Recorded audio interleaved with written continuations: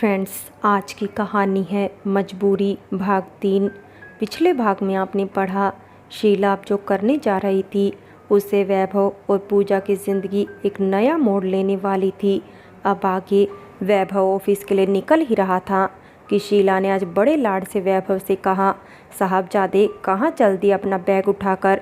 वैभव माँ को देखते ही उनका आशीर्वाद लेने लगा और कहा, माँ मैं ऑफिस जा रहा हूँ, आशीर्वाद दो कि आज जो डील होने वाली है बस वो अच्छे से हो जाए तो मुझे बहुत बड़ा प्रोजेक्ट मिल जाएगा। तब पास खड़ी पूजा भी ये सब बात सुन रही थी। ये बात शीला अच्छे से जानती थी, इसलिए उसने थोड़ी ऊंची आवाज़ में कहा, आशीर्वाद तो मैं ज़रूर दूंगी, पर तुझे ही नहीं अपनी बहू को भी।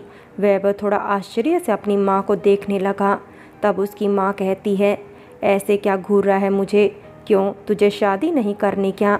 मेरी बहू नहीं लाएगा क्या तू, जिसे मैं तेरे से ज़्यादा लाड करूँगी? तब वैभव कहता है, माँ आप तो अभी पूजा की शादी के पीछे लगे थे, अब मेरी। तब शीला ने नाक मुंह बनाते हुए कहा, करना तो उसी की चाहती थी, अब वो अभागी है कि उसकी शादी ही नहीं हो रही है, तो मैं क्या करूँ?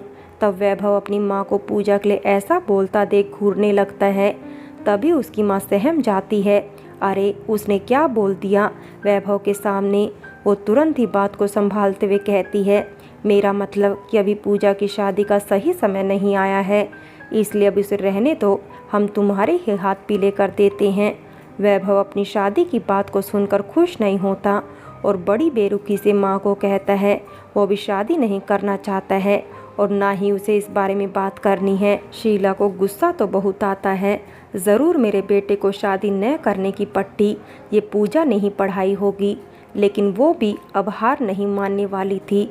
इसलिए उसने वैभव को समझाने की बहुत कोशिश की, पर पूजा की शादी की तरह ही ये कोशिश भी नाकाम हुई। तब शीला ने वैभव की हाँ में हाँ मिलाना ही उचित समझा और उसे ऑफिस जाने दिया। लेकिन पूजा वैभव की शादी की बात सुनकर बहुत दुखी हुई। उसे ऐसा लगा जिस वैभव को अभी अभी उसने अपने दिल का राजकुमार बनाया था, उसकी माँ ने आकर उस दिल से बने महल के ही 1000 टुकड़े कर दिए हो। वो चुपचाप वहाँ से दादी के कमरे में चली गई। दादी भी पूजा के इस बर्ताव को देखकर हैरान हो गई। जो पूजा अभी तक खुशी के मारे आसमान में उड़ रही थी, वो पल भर में कैसे ज़मीन पे आकर गिर गई। दादी को ज़िंदगी का बहुत तजुर्बा था, इसलिए वो पूजा के बदलते भाव को अच्छे से समझ रही थी, पर वो पूजा से खुद नहीं कह रही थी, क्योंकि दादी का तजुर्बा ये भी कहता था कि पूजा को खुद अपने प्यार का एहसास होना चाहिए, तब वो अपने प्यार को पाने के लिए हिम्मत कर पाएगी। पूजा वैभव की शादी की बात सुनकर वैभव से कहना तो बहुत कुछ चाहती थी, पर वो उसे क्या कहती और किस हक से? आखिर वो वैभव की लगती ही क्या थी? उसके दिमाग में तरह तरह के ख्याल आ रहे थे। ज़रूरी तो नहीं जैसा मैं वैभव के लिए सोचती हूँ वो भी वैसा ही सोचते हों, पर न जाने क्यों इस सवाल का जवाब उसे उसका दिल ही दे देता था। वैभव के दिल में भी पूजा के लिए भावनाएं हैं, पर पूजा को बार बार ये सवाल खाए जा रहा था कि अगर ऐसा है तो फिर वैभव मुझसे कुछ कहते क्यों नहीं हैं?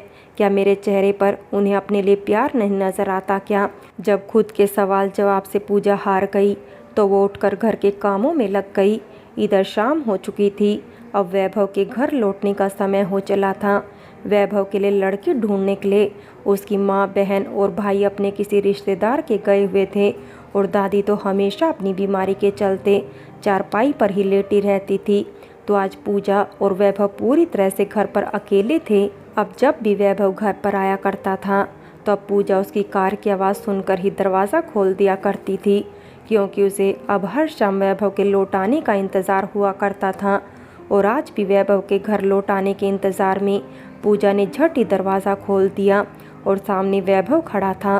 पूजा को अपने लिए इतने बेचैनी से दरवाज़ा खोलते देखकर वैभव के चेहरे पर एक स्माइल आ गई और उसने पूजा को छेड़ते हुए कहा, तो मैडम जी बेसब्री से हमारी राह देख रही थी। वैभव की इस बात को सुनते ही पूजा के चेहरे पर मुस्कान और आंखों में शर्म आ गई और उसने अपना चेहरा अपनी खुली जुल्फों में छुपा लिया। वैभव उसकी सदा को सोफे पर बैठकर देखता रहा। फिर पूजा ने कहा, आप बैठिए, मैं आपके लिए पानी लाती हूँ। वैभव ने कहा, जी मैडम जी। इसके बाद अचानक से मौसम ने अपना रंग बदल लिया और जोरों की हवाएं चलने लगी और घर की बिजली भी गुल हो गई। अंधेरे से डरकर पूजा किचन से भागते हुए सीधा हॉल में आ गई, जहां वैभव बैठा हुआ था। वैभव ने पूजा का हाथ पकड़ लिया और कहा, डरो मत, मैं तुम्हारे पास ही हूँ। अब पूजा और वैभव के एक दूसरे के लिए छिपे एहसास बाहर आने लगे थे। पूरे घर में अंधेरा था। जोरों की हवा जो आने वाली बारिश की ओर इशारा कर रही थी। पूजा और वैभव एक दूसरे के इतने पास थे कि वो एक दूसरे की धड़कनों को महसूस कर सकते थे। पूजा ने वैभव को अपने इतना पास पाकर वो थोड़ा सा घबरा गई और उसने कहा, घर पर आज कोई नहीं है, सिर्फ दादी, वैभव और बस वो ही हैं। तो दादी के कमरे में वो मोमबत्ती जला कर आती है। और वैभव ने उसका हाथ छोड़ दिया और चुपचाप जाकर सोफे पर बैठ गया। पूजा को लगा शायद पूजा के इस जवाब से वैभव से नाराज़ हो गया है, इसलिए वो उससे दूर चला गया। फिर वो दादी के कमरे में मोमबत्ती जलाने चली गई और जाते जाते खुद को ही कोसने लगी, उसने ऐसा क्यों बोला। अब वैभव भी नाराज़ हो गया है उससे, क्योंकि कहीं ना कहीं वैभव का स्पर्श पूजा को भी अच्छा लग रहा था। जैसे ही पूजा दादी के रूम में पहुंची तो दादी सो रही थी और उनके रूम की खिड़की खुली हुई थी और अब बारिश भी वैभव और पूजा को करीब लाने का प्लान बना चुकी थी। दादी के रूम की खुली खिड़की से बारिश की बौछार आ रही थी, तो पूजा खिड़की को बंद करने जैसे ही उसके पास गई तो बौछार इतनी तेज़ थी कि पूजा पूरी तरह से भीग गई। फिर उसने खिड़की बंद कर ली और एक मोमबत्ती दादी के रूम में रख और एक हाथ में लेकर वो वापस से हॉल मतलब कि वैभव के पास जाने लगी। जब वैभव की नज़र मोमबत्ती की रोशनी के साथ पूजा पर पड़ी तो वह पल भर के लिए पूजा को देखता ही रह गया, क्योंकि पूजा की ये सुंदरता आज वैभव को अपनी ओर आकर्षित कर रही थी। आज तक जिस पूजा को वैभव ने डरी सहमी और मासूम देखा था, वो तो आज कातिलाना अंदाज में लग रही थी। हल्के पिंक कलर का टाइट सूट जो बारिश में भीगने की वजह से उसके शरीर की सुंदरता से लिपटा हुआ था, खुले बाल जो बारिश की बूंदों से भीगकर उसके चेहरे को छुपा रहे थे, आंखों में शर्म और होठों की मुस्कान। वैभव को न जाने कब यह आकर्षण पूजा के पास ले आया। वो जान ही नहीं पाया कि अब वो पूरी तरह से पूजा का दीवाना हो चुका था। पूजा के लिए एहसास तो वैभव के दिल में पहले से ही था, बस अब मौका भी था। वैभव ने पास आकर पूजा का हाथ पकड़ लिया और इस बार पूजा ने भी वैभव को कुछ नहीं कहा, क्योंकि कहीं न कहीं वैभव का स्पर्श उसे अच्छा लग रहा था। फिर वैभव ने अपने दोनों हाथों से पूजा का चेहरा पकड़कर अपनी ओर किया और अब पूजा की झुकी हुई नज़रें वैभव की आंखों को देख रही थी। वो दोनों एक दूसरे को देखते ही जा रहे थे, जैसे दोनों ने एक दूसरे के चेहरे को देखकर पूरी दुनिया ही भुला दी हो। तभी वो दोनों धीरे धीरे एक दूसरे के पास आने लगे और न जाने कब उन्होंने एक दूसरे के होठों को चूम लिया और इतने में ही बिजली भी आ गई। बिजली के आते ही दोनों को होश आया कि उन दोनों ने क्या कर दिया।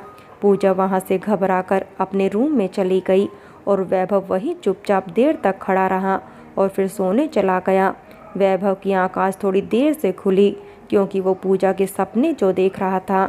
उसकी जब सुबह नींद खुली तो उसने खुली आंखों से ही पूजा को चाय और नाश्ता अपने करीब लाते हुए का सपना संजोने लगा। पर वो ये जानता था कि आखिर है तो ये सपना ही, इसलिए वो खुद में ही मुस्कुराने लगा। अब वैभव भी पूजा के ख्यालों में खोने से खुद को रोक नहीं पा रहा था। वो जल्दी ही बेड से उठकर ऑफिस के लिए रेडी होने चला गया, पर जब वो अपने कमरे से बाहर आया तो घर की रौनक देखकर थोड़ा परेशान हो गया। ये सब क्या हो रहा है? आज न तो किसी का जन्मदिन है और न ही कोई त्योहार है, फिर यह साज सज्जा कैसी? तभी उसकी छोटी बहन उसके पास आकर कहती है, ये क्या भैया, आपने ये क्या पहन रखा है? जाइए जल्दी जाकर कुछ अच्छा सा पहन लीजिए। तभी शीला आती है, अरे तो अपने भाई को क्यों सता रही है और क्या कमी है मेरे बेटे में? इसके लिए तो मैं कोई शहजादी ही लेकर आऊँगी, कोई रास्ते की भिखारी नहीं। ये ताना पास खड़ी पूजा के लिए था। ये बात पूजा भी अच्छे से समझ रही थी, पर वो क्या कहती जब वहीं पास खड़े वैभव ने कुछ भी नहीं कहा। पूजा बस बेबस नज़रों से वैभव की ओर देखे जा रही थी, पर वैभव खुद ही कुछ समझ नहीं पा रहा था। फिर वैभव ने माँ से कहा, माँ, मैंने आपसे कहा था ना कि मैं अभी शादी नहीं करना चाहता हूँ, अभी बहुत समय है, आप इन सब में समय बर्बाद मत करिए। शीला कैसे भी करके अपनी ये कोशिश नाकाम नहीं होने देना चाहती थी, तो उसने फिर अपनी माँ के ममता की दुहाई देना शुरू कर दिया। और फिर वैभव ने भी सोचा लड़की देखने की तो बात है, मैं माँ की खुशी के लिए देख लेता हूँ, फिर न कर दूँगा। इसे माँ की बात भी खाली नहीं जाएगी और मैं शादी के जंजाल से भी बच जाऊँगा। इसलिए अपनी रूठी हुई माँ को मनाने के लिए वैभव ने हाँ में जवाब दे दिया। वैभव के इस जवाब को सुनकर पूजा की तो जैसे किसी ने सांस ही छीन ली हो। वो बस एकटक वैभव को देखती रही, क्योंकि जो कल रात वैभव और उसके बीच हुआ था, उसके बाद वैभव का किसी और से शादी करना वो कैसे सहन कर सकती थी। इसलिए वो अपने आंसुओं को सबसे छुपाते हुए अपने कमरे में चली गई। वहाँ दादी पहले से ही मौजूद थी, तो पूजा ने उनकी गोद में अपना सर रखकर फूट फूट कर रोना शुरू कर दिया। दादी सब अच्छे से समझ रही थी। वो चाहती तो ये बात वैभव और राम प्रसाद से कह सकती थी, पर वो पूजा को सिखाना चाहती थी कि हमेशा डर कर नहीं, डट कर सामना करना चाहिए। इसलिए उन्होंने पूजा को हिम्मत तो दी, पर उसकी सहायता नहीं की। फिर पूजा ने सोचा, शायद कल जो वैभव के साथ हुआ वो एक गलती थी, जो शायद कल के हालातों के चलते हो गई, और वैभव भी मुझे इस लायक नहीं समझते हैं, इसलिए उन्होंने शादी के लिए हाँ कह दिया। वैसे भी मेरी इस घर में औकात ही नौकरानी वाली है, फिर इस घर की बहू बनना, नहीं नहीं, ये मैं क्या सोच रही हूँ, नहीं, मुझे ऐसा बिल्कुल नहीं सोचना चाहिए। फिर पूजा ने खुद के आंसू पोंछे और घर के कामकाज में लग गई। कुछ देर बाद लड़की वाले भी पहुंच गए। शीला ने पूजा को साफ साफ शब्दों में मना कर दिया था कि वो लड़की वालों के सामने ना आए, इसलिए पूजा दरवाजे के पीछे छुपकर लड़की को देखने की कोशिश कर रही थी। लड़की वालों को देखकर पूजा समझ गई, ये बहुत अमीर लोग हैं, इनके पास बहुत पैसा है, इसलिए वैभव की माँ ने ये शादी कराने की सोची है। पर क्या वैभव भी इन लोगों के पैसे से ही प्रभावित हो जाएंगे? फ्रेंड्स, बाकी की कहानी अगले भाग में देखें, और अगर कहानी अच्छी लगी हो तो लाइक करें, शेयर करें और प्यार भरी कहानी चैनल को सब्सक्राइब करें।